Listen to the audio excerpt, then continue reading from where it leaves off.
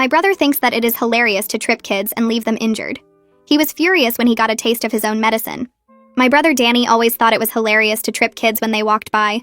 He'd stick his foot out at family gatherings and laugh when children stumbled. "It's just a joke. Kids need to learn to watch where they're going," he'd say when parents got upset. At Christmas, he tripped my 5-year-old daughter Mia when she was carrying her new doll. She fell face first onto the tile floor and chipped her front tooth. Danny laughed while blood poured from her mouth. "She's fine. Baby teeth fall out anyway. Stop being so dramatic about everything." My parents defended him like always. "Danny's just playful. He doesn't mean any harm." They paid for Mia's dental work but made it seem like they were doing us a huge favor. Kids get hurt all the time. You can't blame Danny for an accident. It wasn't an accident. I'd watched him deliberately stick his foot out. But nobody else saw it happen, and Danny swore Mia just tripped on her own. "Maybe she needs better balance. You should enroll her in gymnastics or something," he suggested while Mia cried from pain. The dentist said the chip went deep enough to damage the nerve. Mia would need multiple procedures as she grew. She'd have problems with that tooth forever. Danny's response was to buy her a $2 toy and call it even. See? All better. No hard feelings, right, kiddo? He kept doing it to other kids too. My nephew fell at Easter and skinned both knees. My cousin's toddler tumbled at a birthday party and got a black eye. Danny always had excuses. The kids were running too fast. They were clumsy. They needed to learn coordination. Parents would get angry, but Danny would turn on the charm. "Come on, we all fell as kids. It's part of growing up." I'm actually helping them develop reflexes. My sister-in-law banned him from her house after he tripped her 3-year-old at the top of the stairs. The kid caught himself on the railing but could have died. Danny said she was overreacting. It was just a little tap. The kid needs to learn stair safety anyway. He'd post memes about how his generation was tougher because they survived playground accidents. He'd share articles about helicopter parents making weak children. He'd tell anyone who'd listen that modern parents were too soft and kids needed more rough play to build character. At 4th of July, he tripped my friend's daughter who was carrying sparklers. She fell and burned her arm badly enough to need the emergency room. Danny told everyone she shouldn't have been running with sparklers. That's just common sense. The parents should have been watching her better. The girl's parents wanted to press charges, but Danny convinced our parents to talk them out of it. It would destroy Danny's life over a simple mistake, Mom begged them. "Please don't ruin our family over this." They dropped it, but never came to family events again. Danny saw this as a win. See? They knew they were overreacting. That's why they're too embarrassed to show their faces. More families started avoiding gatherings where Danny would be. He'd complain about how uptight everyone had become. Nobody can take a joke anymore. Everyone's so sensitive about their precious babies. My husband wanted to cut contact completely, but our parents guilt-tripped us. Danny's your only brother. You can't let a few mishaps destroy your relationship. Family forgives family. Then Danny had a son, Hunter. Suddenly, Danny became the most protective parent alive. Nobody could even walk near Hunter without Danny hovering. He baby-proofed everything twice. He'd lecture people about child safety constantly. At Hunter's first birthday party, my daughter Mia was walking past Danny's chair when she stopped. She looked at Danny, then at Hunter, who was taking his first wobbling steps toward the cake table. Danny was filming on his phone, completely focused on capturing Hunter's big moment. That's when Mia very deliberately stuck her foot out. Hunter went down hard, face first into the corner of the coffee table. The sound was horrible. Blood everywhere. Hunter's screaming was unlike anything I'd heard. His nose was obviously broken and his front teeth were gone. Danny went insane. "She did that on purpose. Everyone saw it. She tripped my baby. What kind of monster trips a 1-year-old? Mia stood there calmly. "It was just a joke, Uncle Danny. He needs to learn to watch where he's going. Kids fall all the time. It's part of growing up." The entire room went silent. Danny's face went from red to white as he recognized his own words. Nobody moved. Danny sat on the floor holding Hunter against his chest while blood dripped between his fingers and soaked into his shirt. His mouth kept opening and closing, but no sound came out. Hunter's screaming had turned into these awful choking sobs that made my stomach twist. I stood frozen about 6 feet away, my hands clenched so tight my nails cut into my palms. Mia hadn't moved either. She just stood there next to the coffee table with her arms at her sides, watching Danny with this blank expression that made her look like a stranger. The silence felt thick and heavy, like the air before a thunderstorm. Someone's phone was still playing Happy Birthday in the background, the cheerful music making everything feel more wrong.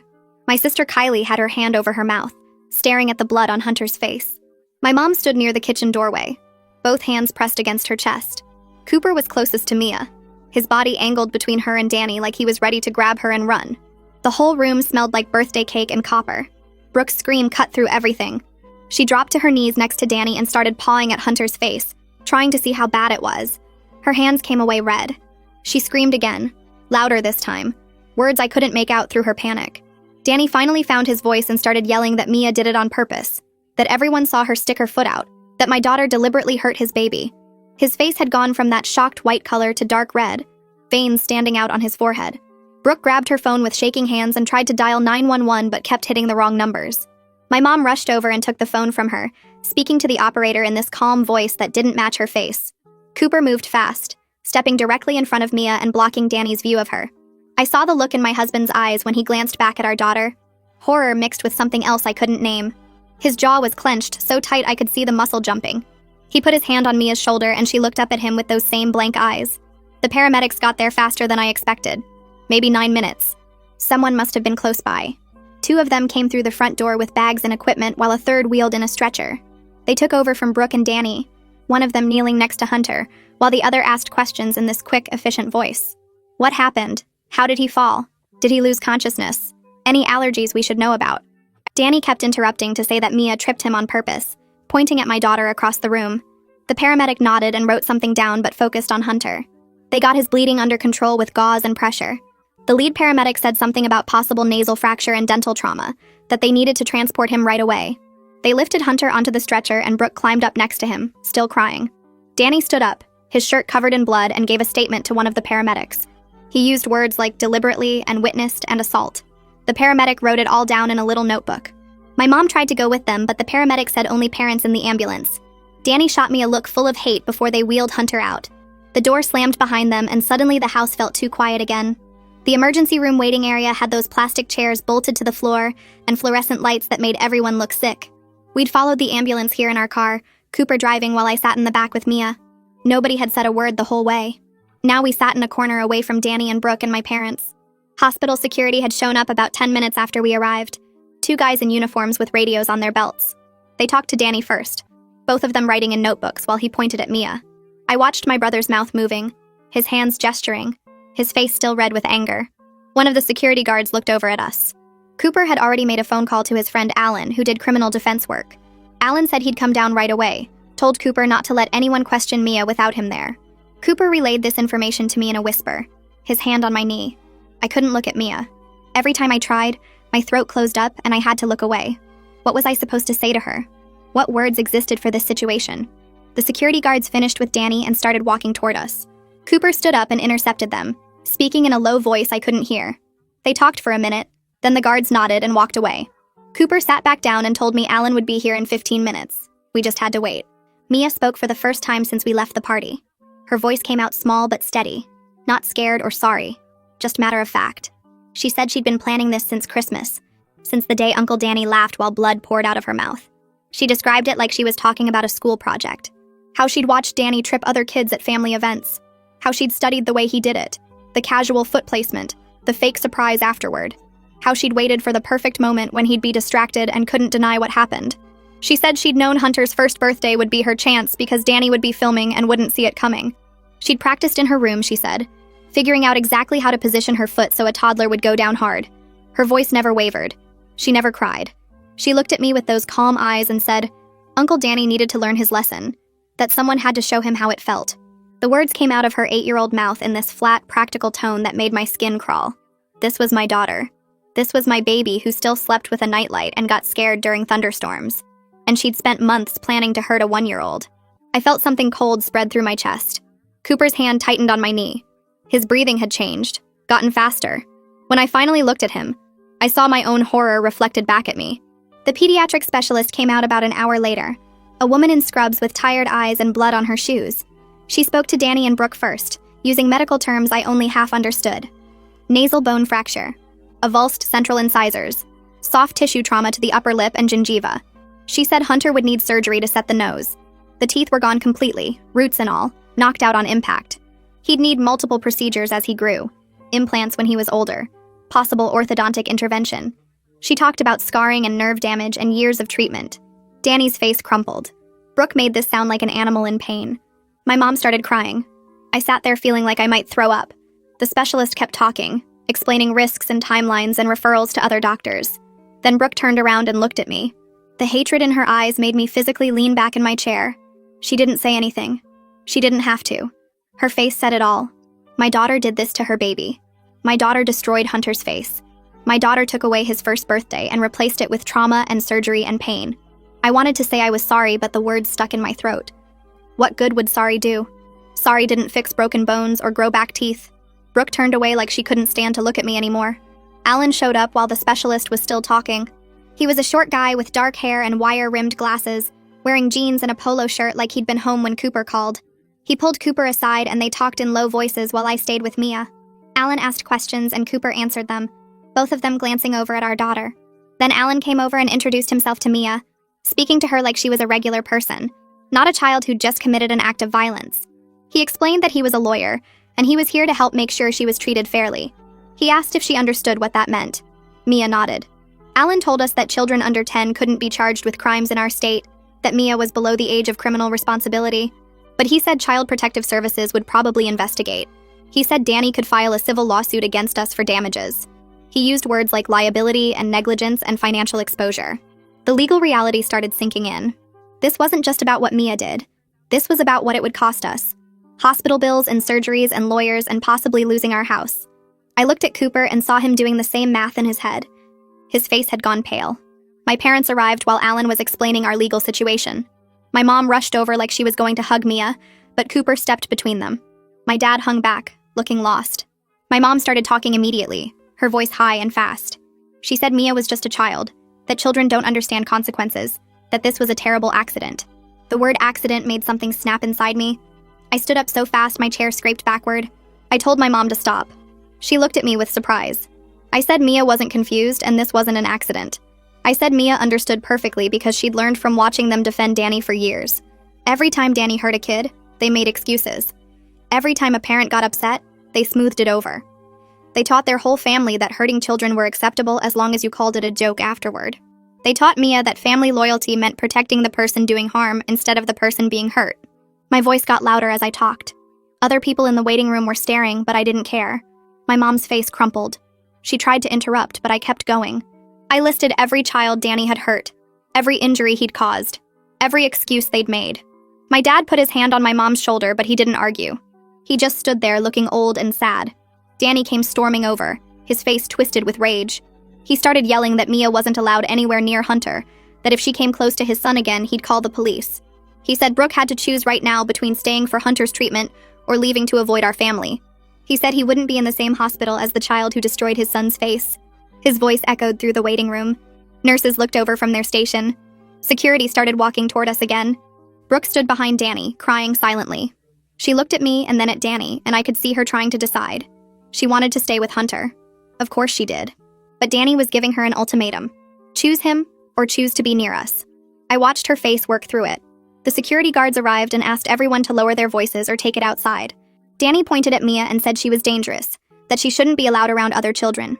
Alan stepped forward and handed the security guards his card, speaking in that calm lawyer voice about his client's rights. The whole scene was chaos. Brooke finally spoke, her voice raw from crying.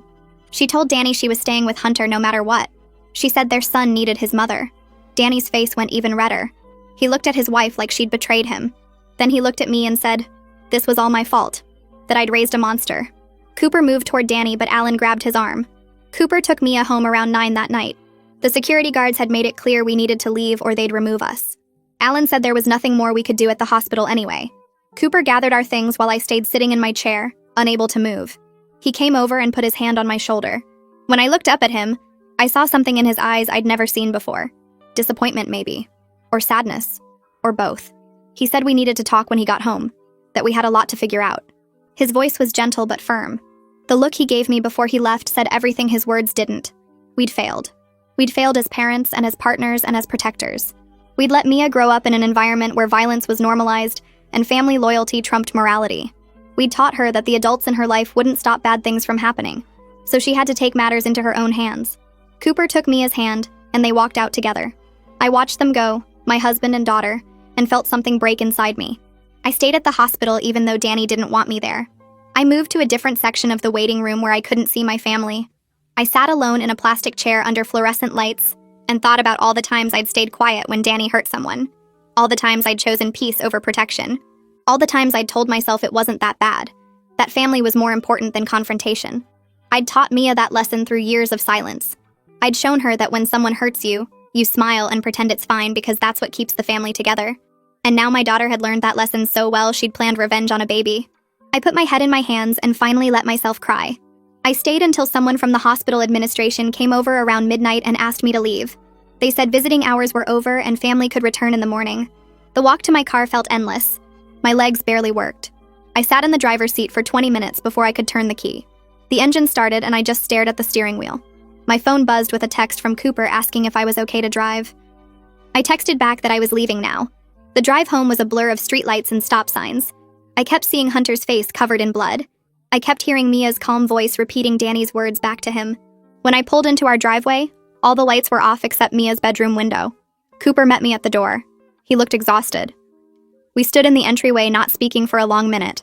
Then he asked if I wanted tea, and I nodded even though I didn't want anything. We sat at the kitchen table with mugs neither of us drank from. He told me Mia went to bed without any fuss. She brushed her teeth and put on pajamas and climbed into bed like it was a normal night. He said she asked if Hunter would be okay, and seemed genuinely worried about the answer. I asked what he told her.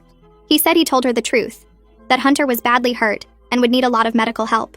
Mia apparently nodded and said she hoped the doctors could fix him. Then she rolled over and went to sleep. Cooper's hands shook as he held his mug. I realized I'd never seen him shake before. He asked me what happened at the hospital after they left. I told him about Danny's ultimatum to Brooke. I told him about the security guards and the chaos. I told him about sitting alone in a different waiting room. He listened without interrupting. When I finished, he set down his mug and looked at me directly. He said we needed to talk about what comes next. His voice was steady, but I could hear the strain underneath. I nodded again because words weren't coming. He said he'd been thinking about this for hours while Mia slept. He said he'd wanted to cut contact with my family for years. He said he'd watched Danny hurt our daughter and other kids and nobody ever stopped him. He said he'd respected my loyalty to my family, but now everything was different. I started to respond, but he held up his hand. He asked me a direct question. He asked if I was proud of what Mia did. The question hung in the air between us.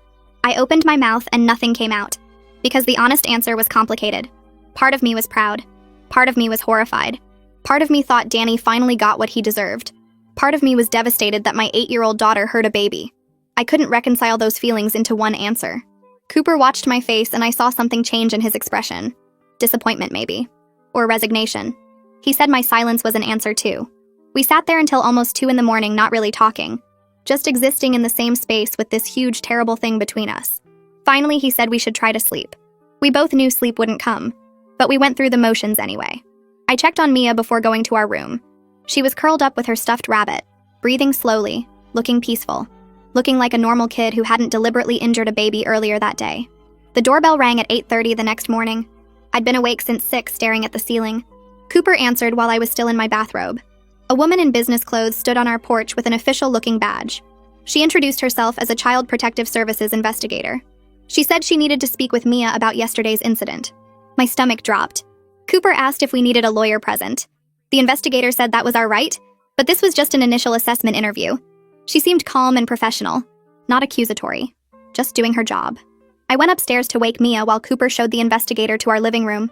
Mia was already awake, sitting up in bed reading a book. I told her someone needed to ask her questions about what happened at Hunter's party. She looked at me with those clear 8-year-old eyes and asked if she was in trouble. I said I didn't know. I said she needed to tell the truth. She nodded and got dressed without complaint. We came downstairs together.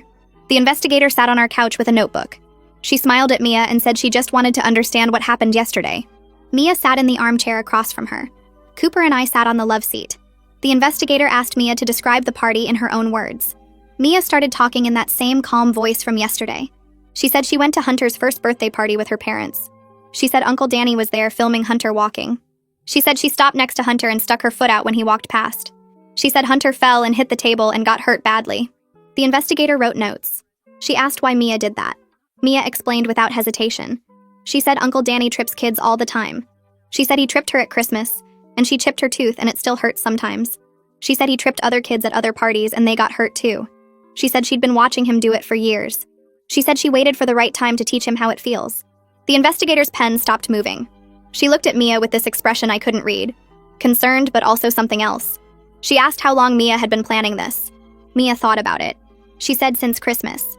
She said she knew Uncle Danny would never stop unless someone showed him what it was like. She said grown-ups kept making excuses for him, so she decided to handle it herself. The investigator asked if Mia understood that Hunter was just a baby who didn't do anything wrong. Mia nodded. She said she felt bad that Hunter got hurt. She said she didn't want to hurt Hunter specifically. She said she wanted to hurt Uncle Danny's feelings the way Uncle Danny hurt hers. She said babies are small and fall easily, just like she was small and fell easily when Uncle Danny tripped her. The investigator wrote more notes. She asked if Mia thought about other ways to solve the problem. Mia said she told her mom that Uncle Danny was mean, but nothing changed. She said she thought about telling a teacher, but it only happened at family parties. She said she thought about not going to family parties, but her grandparents would be sad. She said tripping Hunter seemed like the only way to make Uncle Danny understand. The investigator's expression grew more concerned with each answer. She asked Mia if she would do something like this again. Mia said no, because Uncle Danny learned his lesson now. She said she didn't want to hurt anyone else. She said she just wanted Uncle Danny to stop tripping kids. The interview lasted almost an hour. The investigator asked about school and friends, and if Mia ever got in fights. Mia answered everything honestly. She had friends. She liked school. She'd never been in a fight. She'd never hurt another kid before yesterday. When the investigator finished, she thanked Mia and asked her to go play in her room for a few minutes. Mia left without argument. The investigator turned to Cooper and me. She said she needed to be direct. She said Mia's level of planning and calculation was extremely concerning for an 8-year-old. She said most children that age don't have the capacity for that kind of premeditated action. She said the way Mia talked about it showed sophisticated reasoning about cause and effect and revenge. She said this wasn't a typical childhood incident. She asked about Mia's mental health history. I told her Mia had never seen a therapist. The investigator strongly recommended we get Mia evaluated by a child psychologist immediately. She said she'd be filing a report and we'd hear about next steps. She said depending on the evaluation, there might be ongoing monitoring. She left her card and walked out. Cooper and I sat in silence after she left. The weight of what just happened pressed down on both of us. I called 3 child psychologists that morning. The first 2 couldn't see us for weeks. The third had a cancellation that afternoon at 2. I took it. Cooper said he'd come with us. We told Mia we were going to see a doctor who talks to kids. She asked if it was because of Hunter. I said yes. She asked if the doctor would be mad at her. I said no, the doctor just wanted to help. The psychologist's office was in a building near the hospital. Beige walls and soft lighting and toys in the waiting room. A woman came out and introduced herself as Dr. Jang. She shook Mia's hand and asked if she wanted to come back to her office. Mia looked at me and I nodded. They disappeared down a hallway. Cooper and I sat in the waiting room with magazines neither of us read. The receptionist offered us coffee. We both declined. Other parents came and went with their kids. Normal appointments for normal problems. We sat there knowing our situation was different. An hour passed. Then another. I watched the clock on the wall. Each minute felt like 10. I thought about all the ways I'd failed Mia. All the times I should have protected her from Danny. All the family gatherings where I stayed quiet while he hurt children. I'd taught her through my silence that family loyalty mattered more than safety. I'd shown her that adults wouldn't stop bad things from happening. So she took matters into her own hands. And now my 8-year-old was evaluated to see if she was dangerous to other children. Cooper reached over and took my hand. His palm was sweaty. We sat there holding hands and waiting. Finally, Dr. Jang came out. She asked if we could come back to her office. We followed her down the hallway. Mia wasn't there. Dr. Jang said she was in another room doing some activities with an assistant. She asked us to sit. Her office had diplomas on the walls and books about child development. She had a serious expression. She said she'd spent 2 hours with Mia doing various assessments and interviews. She said she needed to ask us some questions about family history and Mia's behavior patterns. We answered everything. She took notes. Then she gave us her preliminary assessment. She said Mia showed clear understanding of right and wrong. She said Mia demonstrated empathy for Hunter's pain. She said Mia also maintained that her uncle deserved consequences. She said this combination was concerning for a child Mia's age. She said most 8-year-olds don't have the capacity to hold both empathy for a victim and justification for harming them simultaneously. She said it showed sophisticated moral reasoning that was developmentally unusual. She asked if we wanted her honest opinion. We both nodded. She said Mia wasn't a danger to random children. She said this wasn't about general violence or lack of empathy. She said this was about a specific calculated response to a specific pattern of harm. She said Mia essentially appointed herself as judge and executioner because the adults in her life failed to provide justice. She said that kind of thinking in an 8-year-old was deeply troubling. She recommended weekly therapy sessions for at least 6 months. She said Mia needed to learn healthier ways to process anger and seek justice. She said Mia needed to understand that hurting others is never acceptable even when you're trying to stop harm. She said we as parents needed family therapy too because this didn't happen in a vacuum. She said enabling family members and staying silent about abuse taught Mia that she had to take action herself. Her words hit like physical blows. She was right about everything.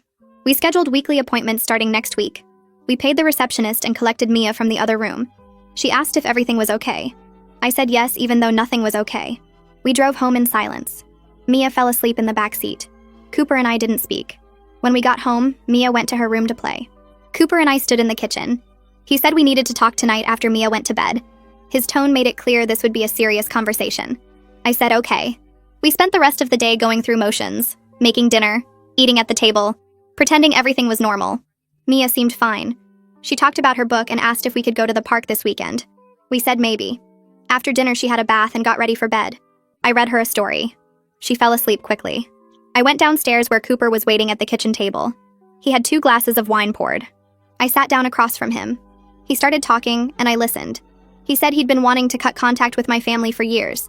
He said he'd watched Danny hurt Mia, and said nothing because I asked him to keep the peace. He said he'd watched my parents enable Danny, and he'd stayed quiet out of respect for my loyalty.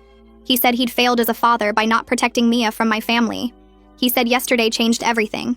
He said he couldn't pretend anymore that family harmony was worth this cost. He asked me directly if I was proud of what Mia did. The question again. I still didn't have a clean answer. I said part of me was proud. I said part of me thought Danny deserved it. I said part of me was horrified. I said I couldn't separate those feelings. Cooper nodded like he expected that answer. He said that was the problem. He said I'd been so conditioned to protect my family that I couldn't fully condemn what Mia did, even though she hurt a baby. He said my inability to draw a clear line was exactly why Mia thought violence was acceptable. He wasn't yelling. He wasn't even angry. He was just sad and disappointed, and that was worse. We talked until midnight. We talked about boundaries and family and how to move forward. We talked about what we owed Mia versus what we owed my parents. We talked about whether our marriage could survive this. That last part scared me most. Cooper said he loved me, but he didn't know if he could forgive me for putting Mia in danger for years. I said I didn't know if I could forgive myself. We went to bed without resolution. Just 2 people who'd failed their daughter in different ways trying to figure out how to do better. The next morning, I woke up with Cooper's words still running through my head. We'd failed Mia. We'd put family peace over her safety. I made coffee and sat at the kitchen table staring at my phone. 3 missed calls from my mother. 2 texts from Danny calling me horrible names. 1 message from Kylie asking if I was okay. I deleted Danny's texts without reading them fully. The words I caught were enough. Monster. Terrible mother. Ruining his life. I was about to put my phone down when it buzzed again. Unknown number. I almost ignored it, but something made me answer. A man's voice asked if this was Danny's sister. I said yes. He introduced himself as Tiago. The name took me a second to place. Then I remembered. Easter. His son fell and skinned both knees. Danny had laughed about clumsy kids needing better coordination. Tiago said he heard about what happened at Hunter's party. He said he needed to tell me something. His voice shook as he talked. He said that Easter day when his son fell, he saw everything. He watched Danny stick his foot out deliberately. He watched his 3-year-old go down hard on the concrete patio. He said he was about to call the police right there. He had his phone in his hand ready to dial. Then my mother found him. She begged him not to ruin Danny's life over an accident. She cried and said Danny was going through a hard time at work. She said Danny would never hurt a child on purpose. She offered to pay for any medical bills. She promised Danny would apologize and it would never happen again. Tiago said he believed her because she seemed so sincere. He thought maybe he'd misread the situation. He let it go. But it wasn't an accident. He knew that now. He said he had photos from that day. Time-stamped photos showing Danny's foot extended right before his son fell. He said he kept them because something felt wrong even though he didn't report it. He asked if other parents had similar evidence. I told him yes. I told him about the sparkler incident. I told him about the stairs. I told him about Mia's tooth. He was quiet for a long time. Then he said Danny's face going pale when he heard his own words repeated back was justice. Not the right kind of justice. Not the legal kind. But justice nonetheless. He said he was documenting everything now. Writing down dates and details while they were fresh. He said if other parents wanted to come forward, he'd stand with them. We talked for another 20 minutes. He gave me his email address. I thanked him and hung up feeling shaky. That afternoon, another message came through social media. A woman named Amelie. She said mutual friends told her about Hunter's party. She said she needed to share something with me. She sent photos before I could respond. A little girl's arm covered in burns. Angry red patches that looked painful even in pictures. Then hospital records. Second-degree burns requiring skin grafts. Multiple surgeries. Permanent scarring. I stared at my phone screen feeling sick. This was from the sparkler incident. 4th of July 2 years ago. Amelie's daughter. I remembered that day. I remembered Danny saying the girl shouldn't have been running. I remembered him blaming the parents for not watching better. I remembered my mother convincing them not to press charges. Emily's message continued. She said Danny told everyone her daughter was running wild. He said she was out of control. He said the parents were negligent. He made them feel guilty for their daughter getting hurt. She said she believed him at first. She blamed herself. She thought maybe she should have been watching closer. Then she talked to other parents at the school. Parents who'd seen Danny trip kids before. Parents who warned each other to watch their children around him. She realized it wasn't an accident. She asked if I knew Danny tried to blame her parenting. I sat there staring at her message. I knew. I'd been there. I'd heard Danny say those exact things. I'd watched him twist the narrative to make himself the victim. I'd stayed silent. I typed back that I was sorry, that I should have spoken up, that I failed her daughter and mine. She responded quickly. She said she wasn't looking for apologies. She was looking for documentation. She wanted to know if I'd testify about Danny's pattern if it came to that. She wanted to know if other parents would stand together. I said yes. I gave her Tiago's contact information. I told her I'd help however I could. That night after Mia went to bed, I opened my laptop. Cooper was reading in the living room. I started a new document. I titled it simply, Incidents. Then I began typing. Every event I could remember. Every child Danny had hurt. I started with Mia at Christmas. 5 years old. Chipped tooth. Nerve damage. Multiple procedures needed. Permanent problems. I included the date, the location, the witnesses present, Danny's exact words afterward. I moved to Easter. Tiago's son. 3 years old. Both knees skinned on concrete patio. Danny's foot deliberately extended. My mother's intervention. Requested Reds is on Spotify now. Check out link in the description or comments the photos Tiago mentioned. I kept going. The birthday party. My cousin's toddler. Black eye from hitting a table corner. Danny's excuse about clumsy kids. The parents who stopped coming to family events. The stairs incident. Kylie's 3-year-old. Could have died. Caught himself on the railing. Danny calling it a tap. Kylie banning him from her house. 4th of July. Emily's daughter. Sparklers and burns. Emergency room visit. 2nd-degree burns. Skin grafts. Permanent scars. Danny blaming the parents. My mother convincing them not to press charges. I typed for 2 hours. The document grew longer. 7 years of incidents. Some I'd witnessed directly. Others I'd heard about from family members. Each entry included dates when I could remember them. Witnesses who were present. Medical outcomes. Danny's responses. The pattern was undeniable. Not accidents. Not kids being clumsy. Deliberate actions repeated over years. A clear history of hurting children and facing no real consequences. I saved the document. I called Cooper into the kitchen. He sat down and read it. His face got darker with each paragraph. When he finished, he looked at me. He asked why I kept bringing Mia to events where Danny was present. The question hit like a physical blow. I had no good answer. I said they were family. The words sounded hollow even as I spoke them. Cooper asked if family was worth this. Worth 7 years of children getting hurt. Worth Mia learning that violence was acceptable. Worth Hunter's broken face. I couldn't answer. He was right. Family wasn't worth this. It never had been. 2 days later, the CPS investigator called. She wanted to update me on her assessment. She said she'd interviewed Danny that morning. I asked how it went. She paused before answering. She said professionally she couldn't share details. Then she said off the record, Danny's lack of self-awareness was remarkable. She said he spent the entire session raging about Mia being dangerous. He talked about pressing charges. He talked about how violent children needed to be controlled. He described Mia as calculating and cruel. The investigator asked about his own history with children. He refused to discuss it.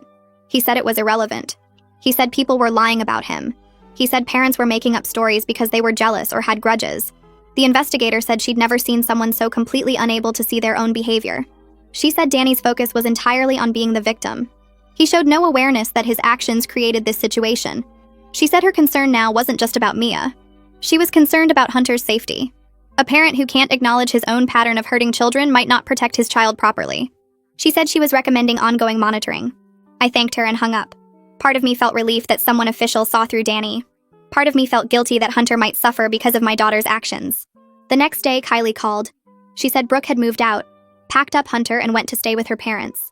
She told Danny she needed time to process everything she was learning about his past. Kylie said Brooke was asking questions, talking to other parents, reading through old social media posts where Danny bragged about kids needing tougher treatment. She was seeing her husband clearly for the first time. Kylie said Brooke looked devastated, like her whole marriage was a lie. I felt guilty relief wash over me. Relief that Brooke was protecting Hunter. Relief that she was finally seeing what Danny really was. But guilt because my daughter's violence broke apart their family. Guilt because a baby got hurt. Guilt because this could have been prevented years ago if I'd been brave enough to stand up to Danny and my parents. Kylie said Brooke wanted to talk to me eventually. Not now, but when she was ready. She had questions about Danny's history. She wanted to know everything. I said I'd talk to her whenever she was ready. I owed her that much. That evening, Mia came into the kitchen while I was making dinner. She stood in the doorway watching me chop vegetables. Then she asked if I was mad at her for hurting Hunter. The question froze me. I put down the knife. I looked at my daughter, 8 years old. Dark hair pulled back in a ponytail. Her chipped front tooth visible when she talked. I struggled to find words. I wanted to say yes. I wanted to say hurting a baby was wrong no matter what. But I also understood why she did it. I understood the anger that built up watching Uncle Danny hurt kids and get away with it. I understood feeling helpless when adults wouldn't protect you. I sat down at the kitchen table. I told Mia to sit with me. She climbed into the chair across from me. I took a deep breath. I told her that hurting babies is always wrong, even when you're angry at their parents, even when their parents deserve consequences. Hunter didn't do anything wrong. He was just a baby taking his first steps. She nodded slowly. Then I told her that I failed her. I failed to protect her from Uncle Danny years ago. I should have stopped bringing her to family events where Danny was present. I should have stood up to him when he hurt her. I should have believed her safety was more important than family peace. I told her that what she did was wrong, but I understood why she did it. She'd learned from watching our family that violence was acceptable if you had good reasons. She'd learned that adults wouldn't protect her, so she had to protect herself. Those were the wrong lessons, and I taught them to her by staying silent. Mia's eyes filled with tears. She said she just wanted Uncle Danny to stop hurting kids. She said she thought if he felt what it was like, he'd understand. She said she was sorry Hunter got hurt. I pulled her into a hug. We sat there crying together. Two people who'd both made terrible choices trying to figure out how to do better. 3 days later, my mother called. She said we needed to have a formal family intervention. She'd hired a professional mediator. She said everyone needed to move forward for the sake of family unity. She said this had gone on long enough. I asked if Danny would be there. She said yes. I asked if he knew Mia would be there. She hesitated. She said Danny refused to attend if Mia was present. I told my mother we were bringing Mia anyway. She deserved to face what her actions caused. She needed to see the full consequences. My mother started arguing. She said it wasn't appropriate. She said Mia was too young. She said it would be too traumatic. I cut her off. I told her Mia was old enough to plan revenge. She was old enough to face the results. My mother went quiet. Then she said fine. She gave me the date and address. A neutral location. A therapist's office downtown. Saturday afternoon. I hung up and told Cooper. He looked worried. He asked if I was sure about bringing Mia. I said no, but I was doing it anyway. Saturday arrived too fast. We drove downtown in silence. Mia sat in the back seat looking nervous. She asked what would happen at the meeting. I told her honestly I didn't know. We'd all talk about what happened. We'd try to figure out how to move forward. She asked if Uncle Danny would yell at her. I said probably. She nodded and looked out the window. We parked and walked into the building. The therapist's office was on the 3rd floor. Neutral colors, comfortable chairs arranged in a circle, a box of tissues on the side table. The mediator introduced herself. Professional woman in her 40s. Calm voice. She explained the ground rules. Everyone gets to speak. No interrupting. No name calling. Focus on moving forward, not assigning blame. My parents arrived next. My mother hugged me stiffly. My father nodded at Cooper. They both looked at Mia but didn't say anything. Then Danny walked in. His face went red when he saw Mia. He started yelling immediately. He said he told them she couldn't be here. He said this was unacceptable. He said he was leaving. The mediator stepped in. She asked Danny to sit down. She reminded him this was a safe space for everyone. She said Mia had as much right to be here as anyone. Danny sat down but kept glaring at Mia. Kylie arrived last. She sat next to me and squeezed my hand. The mediator started the session. She asked Danny to share his feelings about what happened. Danny launched into a rant. He talked about his son's broken nose, his missing teeth, the surgeries ahead, the permanent damage. He talked about Mia being violent and dangerous. He said she needed to be in juvenile detention. He said our family raised a monster. He went on for 10 minutes. The mediator finally stopped him. She asked Mia if she wanted to respond. Mia looked small in her chair, but her voice was steady. She said she was sorry Hunter got hurt. She said she wished she'd found a different way. But she said Uncle Danny needed to learn his lesson. She said he'd been hurting kids for years and nobody stopped him. Her calm composure seemed to make Danny angrier. He started yelling again, calling her names, saying she was evil. The mediator had to raise her voice to get control back. Then Kylie spoke up. She asked Danny directly how many children he'd tripped over the years. Danny said that was irrelevant. Kylie said it was completely relevant. She started listing names and dates. Her son at the stairs, 3 years old, could have died. Tiago's son at Easter, skinned knees on concrete. Emily's daughter with the sparklers, second-degree burns, skin grafts. My cousin's toddler with the black eye. Mia with the chipped tooth and nerve damage. She went through the whole list. Danny tried to interrupt, but Kylie kept going. The mediator's expression shifted as she listened. She looked at Danny differently now. She asked if all of this was true. Danny said it was all exaggerated. He said kids fall. He said accidents happen. The mediator asked if he ever deliberately tripped children. Danny said no. Then he said maybe once or twice as a joke. Then he said they needed to learn coordination.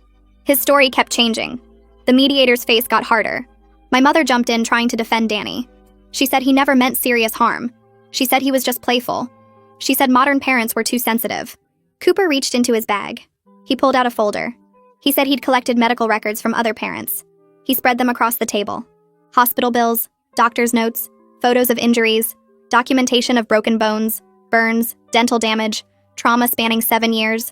The mediator picked up the papers. She read through them slowly. Her face got paler with each page. When she finished, she looked at my parents. She asked them directly how they justified this pattern. How they watched their son hurt children repeatedly and did nothing. How they convinced other parents not to press charges. How they enabled abuse for years. My mother started crying. My father sat frozen. Danny stood up and said this was ridiculous. He said everyone was ganging up on him. He said his son was the real victim here.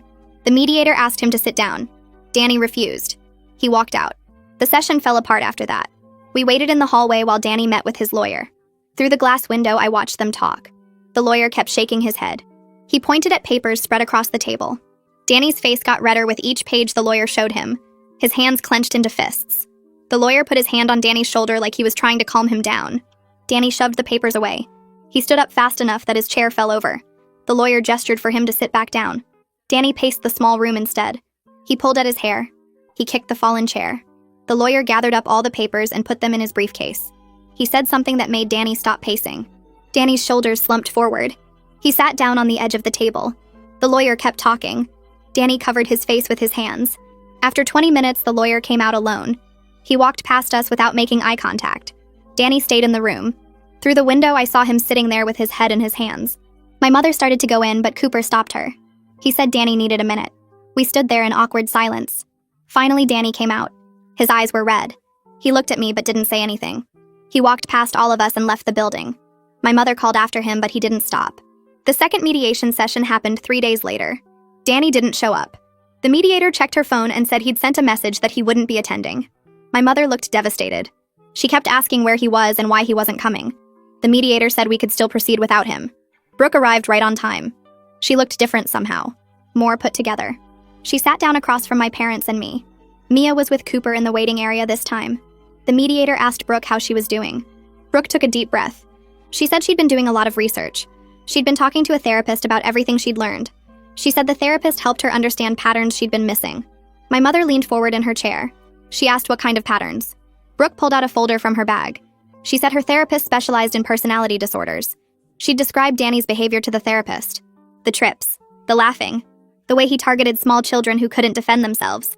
The therapist used words like sadistic traits. She talked about people who get pleasure from causing pain to vulnerable targets. Brooke's voice shook as she explained this. She said she'd been married to Danny for 4 years and never saw it. Or maybe she saw it but didn't want to believe it. She described watching old family videos after the party, seeing Danny's face when kids fell, the smile that appeared just before impact, the way his eyes lit up when children cried. She said once you know what to look for, you can't unsee it. My mother started crying. She said that wasn't fair. She said Danny made mistakes, but he wasn't a monster. Brooke looked at her directly. She asked how many mistakes it takes before it becomes a pattern. She asked how many hurt children it takes before it stops being accidents. My mother couldn't answer. The mediator let the silence sit for a moment. Then she turned to Brooke. She asked what Brooke needed to feel safe allowing Danny around Hunter again. Brooke laughed, but it wasn't a happy sound. She said she wasn't sure she ever would feel safe. The mediator asked her to explain. Brooke said, learning your husband hurt children for fun changes everything. It changes how you see every interaction, every smile, every word. She said she'd been replaying their whole relationship in her head, wondering what else she missed, wondering what he was capable of. She said she couldn't trust her own judgment anymore. If she missed something this big about the person she married, then what else was she wrong about? My father asked if she was thinking about divorce. Brooke said she was already consulting an attorney. She'd had her first meeting 2 days ago. She said she couldn't stay married to someone who enjoyed hurting children. She couldn't let Hunter grow up thinking that behavior was normal. My mother gasped. She said Brooke was overreacting. She said every marriage had problems. She said Danny loved Hunter more than anything. Brooke cut her off. She said Danny loving Hunter didn't mean Hunter was safe. She said people who hurt vulnerable targets don't stop just because one of those targets belongs to them. She said her lawyer was already drafting custody papers. She wanted sole custody with supervised visits only. My mother begged her to reconsider. She said Danny would change. She said he'd get help. Brooke asked why he should change now when he'd been doing this for 7 years without consequences. The mediator was about to speak when the door opened. Mia walked in by herself. Cooper jumped up from his chair in the hallway, but Mia had already crossed the room. She stood in front of Brooke. Nobody said anything. Mia looked small standing there in her purple shirt. She twisted her hands together. Then she spoke. She told Brooke she was sorry Hunter got hurt. She said she wished she'd found a different way to stop Danny. Her voice was steady but quiet. She said she knew hurting a baby was wrong no matter what his dad did. She said she thought about Hunter every day. She wondered if he was okay. She wondered if he was scared. She said she was sorry. The apology sounded real, not rehearsed, just honest. Brooke's face changed. Her expression softened for just a second. Then she looked at me. She asked why I never stopped Danny from hurting Mia. The question hit me like a punch. I opened my mouth, but no words came out. Brooke kept staring at me. She said Mia was my daughter. She said I watched Danny chip her tooth. I watched her bleed. I knew it wasn't an accident. So why didn't I protect her? Why didn't I keep her away from him? Why did I let it keep happening? I still couldn't answer. My throat felt tight. Brooke said that's what she thought. She said I sacrificed my own daughter to keep family peace. She said I taught Mia that violence was acceptable as long as it stayed in the family. She said I was just as responsible as Danny for what happened to Hunter. The words burned. I wanted to argue, but I couldn't. She was right. The mediator finally stepped in. She said everyone needed to take a breath. She asked me if I wanted to respond to Brooke's question. I swallowed hard. I said I was raised to keep family peace. I said I trusted my parents would handle problems. I said I believed family should stay together no matter what. The words sounded hollow even as I said them. The mediator nodded slowly. She said I'd sacrificed my daughter's safety for family harmony. She said I'd shown Mia that keeping quiet was more important than stopping harm. She said I'd taught my daughter that violence is how you solve problems when adults won't protect you. She said Mia learned her lesson well. She learned that if grown-ups won't stop bad behavior, then you have to take justice into your own hands. She said that's why we were all sitting here. Because I'd failed to protect my daughter. Because my parents had failed to hold Danny accountable. Because we'd all chosen comfort over safety. I felt tears running down my face. I couldn't argue with anything she said. Cooper reached over and took my hand. Mia stood there watching me cry. My mother tried to defend me. She said I was a good mother. She said I did my best. The mediator held up her hand. She said this wasn't about blame. It was about understanding how we got here. She said we all played a role in creating an environment where a child felt violence was her only option. Cooper cleared his throat. Everyone looked at him. He said he needed to say something. He said he'd been in therapy since the party. He was seeing someone twice a week. The therapist was helping him process his own guilt. My mother asked what he had to feel guilty about. Cooper laughed bitterly. He said he'd failed as a father. He said he'd known Danny was dangerous. He'd wanted to cut contact years ago. But he'd let me convince him to keep trying. He'd let me prioritize my family over our daughter's safety. He said he'd watched Mia get hurt and done nothing. He'd watched other kids get hurt and stayed quiet. He said he'd failed to protect his daughter from someone he knew was harmful. He looked at me. He said he was struggling with whether he could forgive himself. Then he paused. He said he was struggling with whether he could forgive me. The words hung in the air.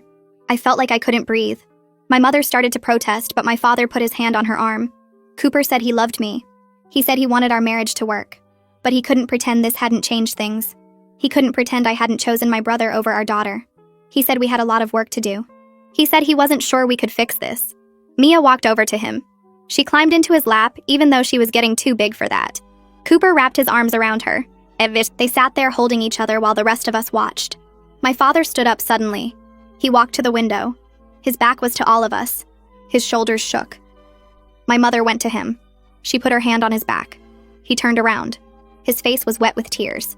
He said they needed to tell the truth. My mother started to speak, but he shook his head. He said they'd enabled Danny. He said they'd known what he was doing and looked the other way. He said admitting their son deliberately hurt children were too painful to face. So they'd made excuses. They'd convinced themselves it was accidents. They'd convinced other parents not to press charges. They'd paid people off to keep quiet. My mother was crying now too. My father said he'd seen Danny trip Mia at Christmas. He'd been standing right there. He saw Danny's foot go out. He saw the deliberate movement. He saw Mia fall. And he'd chosen to believe it was an accident, because the alternative meant his son was cruel. It meant he'd raised someone capable of hurting children for fun. He said he couldn't face that truth. So he'd lied to himself. He'd lied to everyone. My mother sobbed. She said she knew too. She said she'd seen Danny trip the child at the stairs. She'd watched it happen. She'd seen how close that baby came to dying. And she'd still defended Danny. She said she didn't know how to stop. She didn't know how to admit her son was dangerous. The mediator let them cry. She didn't try to comfort them or make it better. She just let them sit with what they'd done. After several minutes, the mediator spoke. She said she was recommending we all pursue individual therapy before attempting more joint sessions. She said the problems ran too deep for quick fixes. She said we needed to process our own roles separately before we could heal together.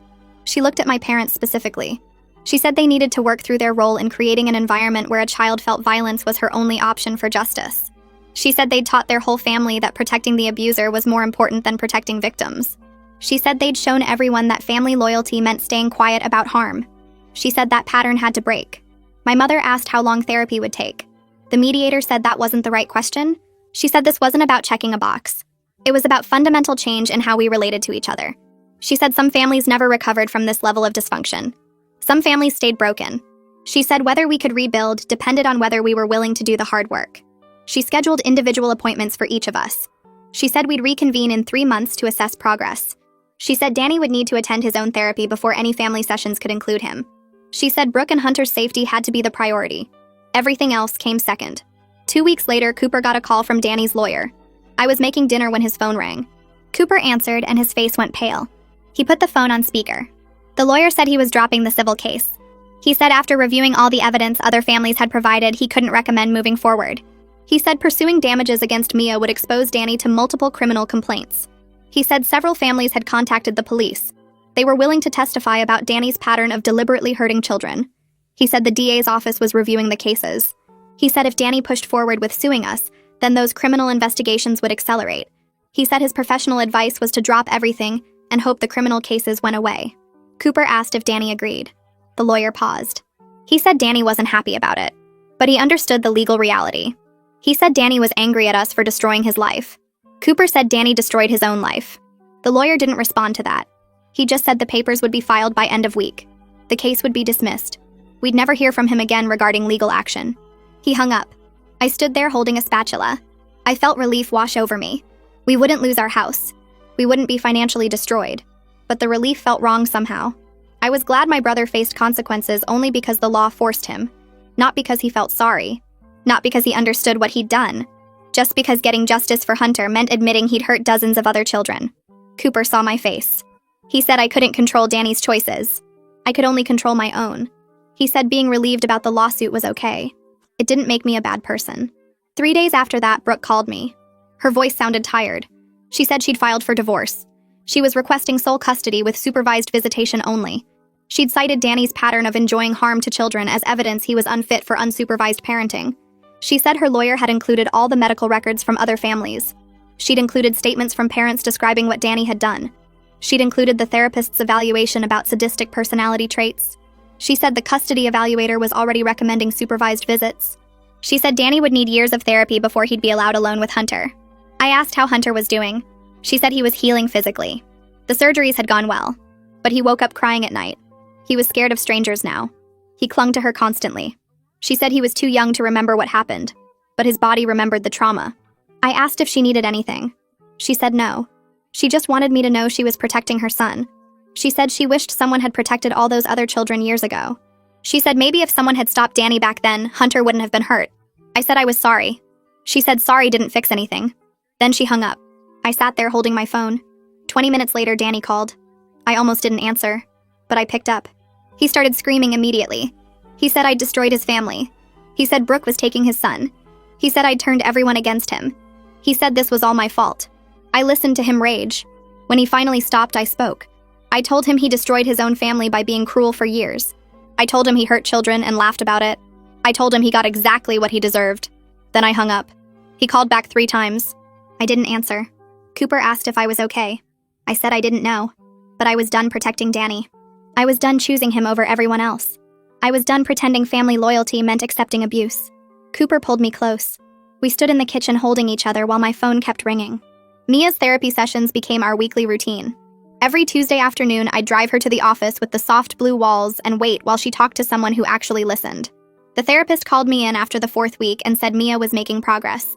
She explained that my daughter understood she'd hurt a baby and was starting to feel bad about it in a real way, not just because she got caught. I asked what that meant. The therapist said Mia had spent years watching adults protect Danny while kids got hurt, and she'd learned that family loyalty meant staying quiet about bad things. She'd internalized that speaking up was betraying family, so she'd planned revenge instead. I sat in that chair feeling like someone had punched me in the stomach. My 8-year-old had carried that weight alone, because I'd taught her silence was more important than safety. Cooper and I started seeing a different therapist together on Thursday evenings. The first session was awkward and tense. We sat on opposite ends of the couch while the therapist asked us why we were there. Cooper said we needed to figure out how to move forward after everything that happened exposed how different we were about family. The therapist asked what he meant. Cooper looked at me and said he resented me for putting my parents' feelings ahead of our daughter's safety for years. He said he'd wanted to cut contact with Danny after the Christmas incident, but I'd guilt-tripped him into staying connected. I wanted to argue, but I couldn't. He was right. I'd chosen keeping peace with my birth family over protecting Mia. The therapist asked how that made me feel. I said it made me feel like a terrible mother. Cooper reached over and took my hand. He said we were both terrible parents in different ways, and we needed to fix it together. The detective called me on a Monday morning while I was folding laundry. She said Tiago and Emily had both filed official police reports about what Danny did to their kids. Other parents were coming forward too. She said they were building a case showing a clear pattern of behavior over many years. I asked if Danny would face charges. She paused.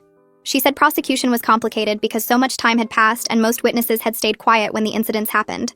She explained that without immediate reports and medical documentation tying injuries directly to Danny's actions, building a criminal case was tough. But the pattern mattered for other legal proceedings. I asked what that meant. She said family court would care a lot about evidence that Danny deliberately hurt children. I thanked her and hung up. Then I called Kylie and told her what the detective said. Kylie said she'd give a statement too. She said her silence about the stair incident had protected Danny when it should have protected her kids. Mom called 2 weeks later. Her voice sounded strained. She said they were selling the house and moving to a smaller place across town. I asked why. She said they couldn't afford to help with Hunter's medical bills and keep up their current lifestyle. The house had gotten too expensive anyway. I knew she was lying about the money being the main issue. They were facing consequences for enabling Danny all those years. Part of me felt bad for them. They were my parents and they were losing their home. But another part of me thought they deserved to feel some pain for all the pain they'd allowed Danny to cause. I told Mom I understood. She asked if we could help them pack.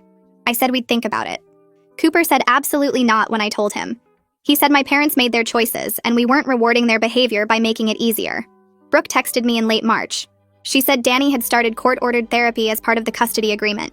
His therapist specialized in personality disorders and people who enjoyed hurting others. I asked how Danny was handling it. She said he was furious about what the diagnosis meant.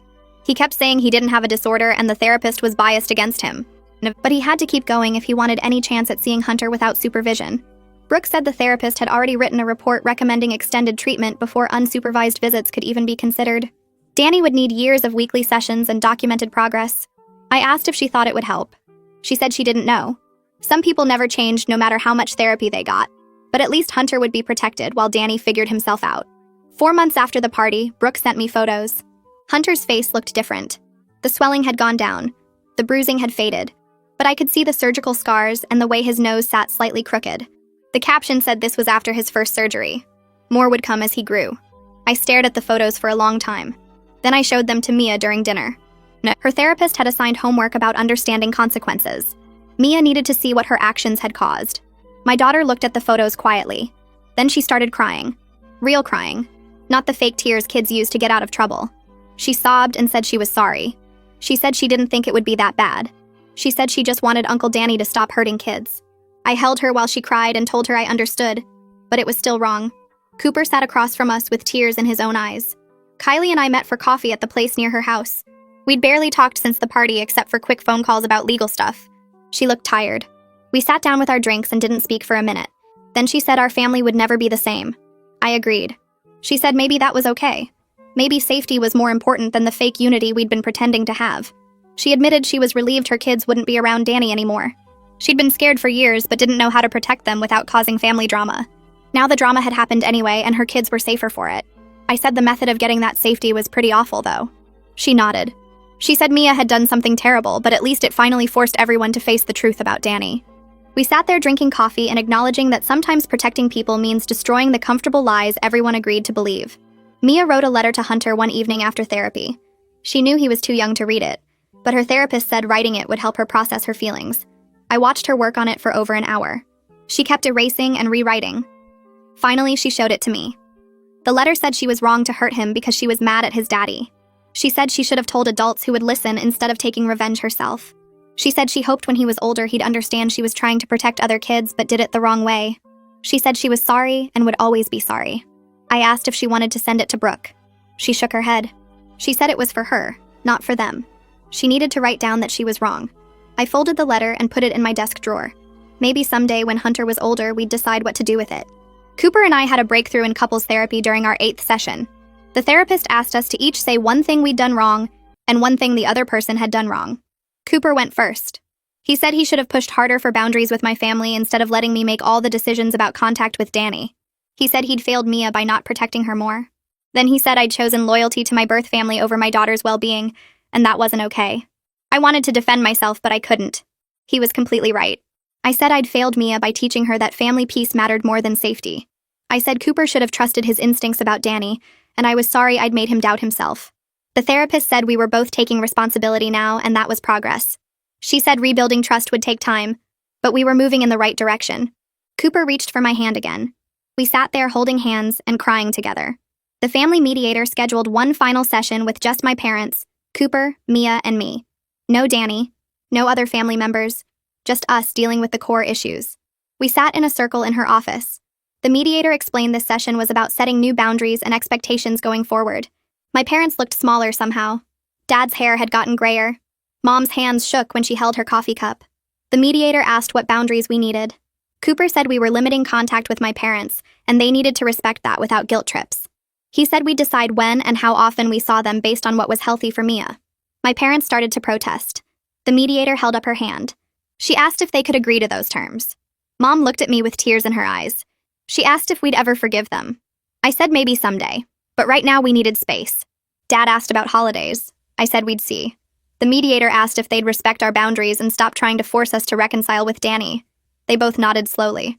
I could see it broke their hearts, but they finally agreed. The mediator wrapped up our final session by scheduling individual follow-ups for everyone. She handed my parents a list of therapists who specialized in family systems and enabling behaviors. Dad folded the paper and put it in his pocket without looking at it. Mom asked if we could do family dinners again once everyone finished their therapy. I said maybe in a few months. We'd see how things went. The mediator walked us to the door and reminded my parents that respecting boundaries meant not calling every day to check on progress. She told them healing required space and time. They nodded, but I saw Mom's hands shaking as she picked up her purse. 3 weeks later, Brooke's divorce finalized. She called to tell me the settlement gave her primary custody of Hunter. Danny would need to complete 2 full years of therapy before he could have unsupervised visits. The judge reviewed all the evidence about Danny's pattern and decided a parent who enjoyed hurting children needed serious intervention before being alone with his own kid. Brooke said Danny signed everything without fighting because his lawyer told him a trial would expose even worse details.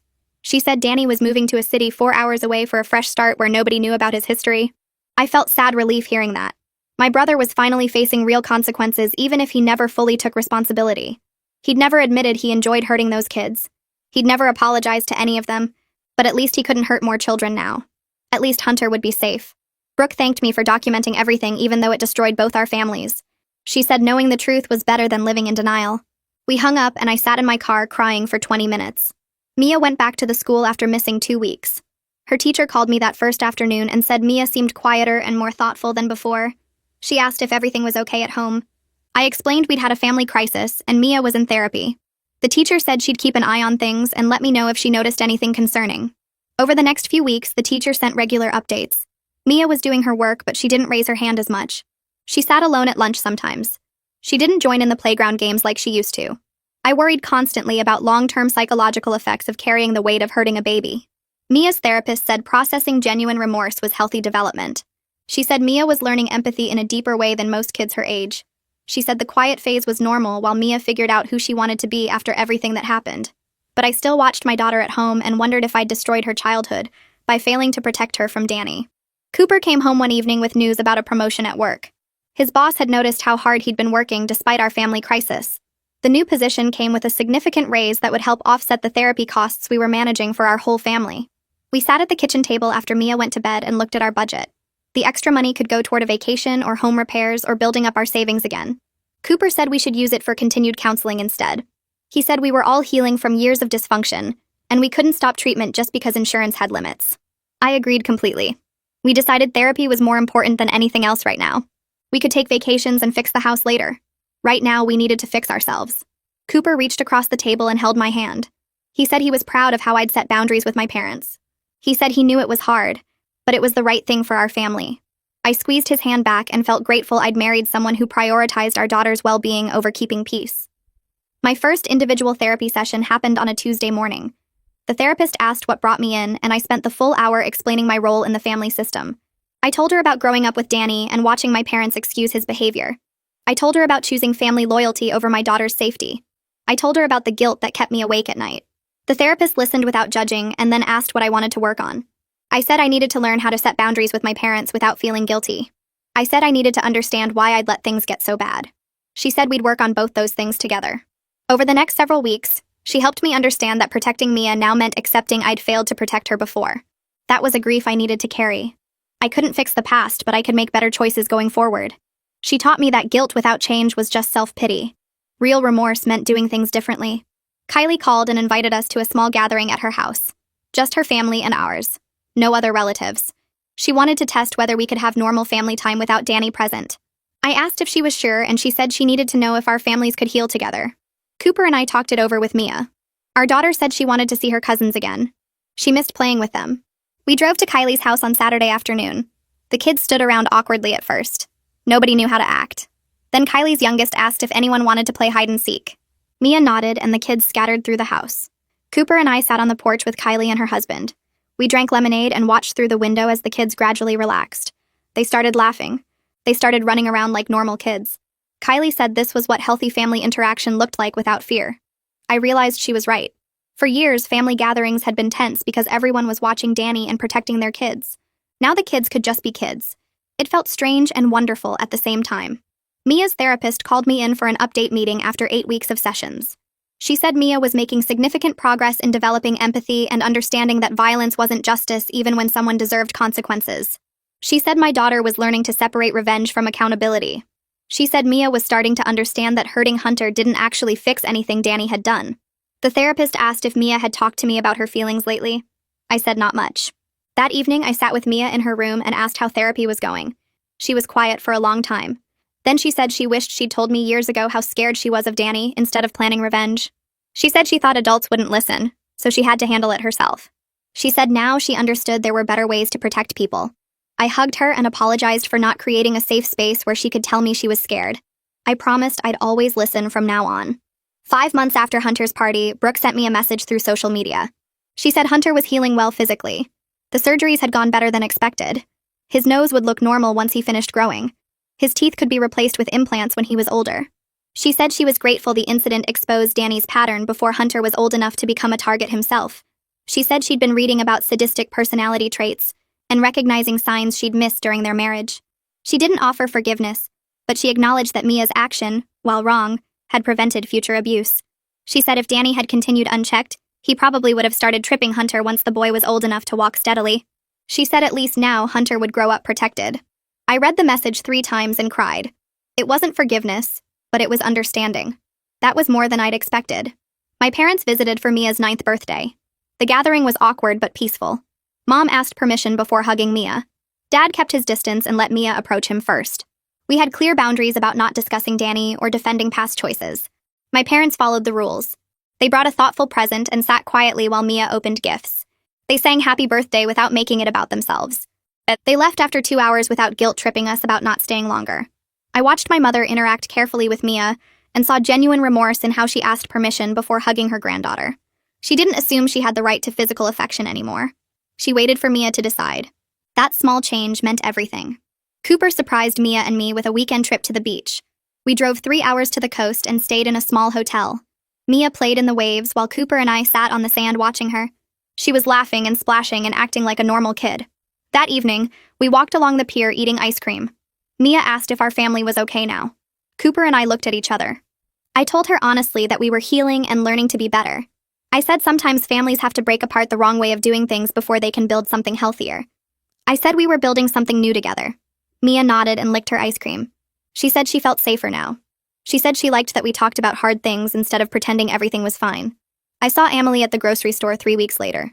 She was reaching for pasta sauce when I recognized her from the 4th of July party. Her daughter stood beside her, now 7 years old, wearing a pink shirt with the sleeves rolled down despite the warm weather. Emily noticed me and froze.